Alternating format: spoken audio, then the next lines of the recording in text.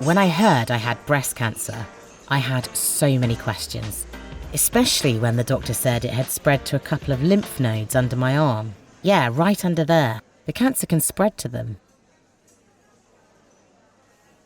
I was told I'd need surgery on my breast and on my armpit too. Normally, that means they take out all of the lymph nodes, something called axillary node clearance, or ANC. But ANC can often cause a long-term problem called lymphedema, permanent arm swelling, as well as shoulder pain or stiffness.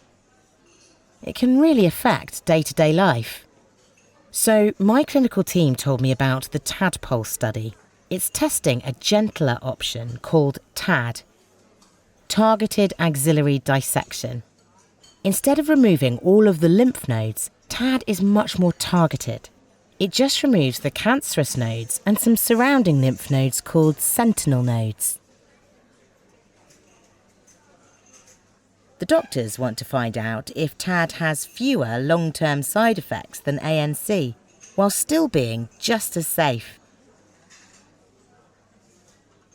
I said yes to taking part, and that meant I had an extra appointment at the hospital to make sure I understood everything, ask questions, and to give my consent to my data to being collected and shared after my name and identity are removed. I didn't get to choose what operation I had. It was picked at random by a computer. I got TAD.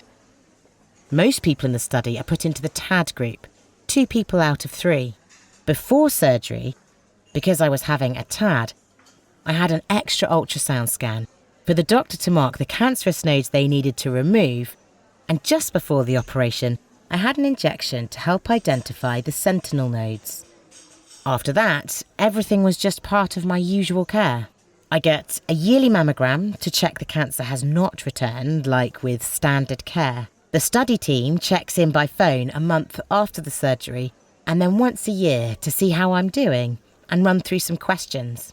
1 year after the surgery, I came back to the hospital so they could measure my arm and ask questions about my recovery.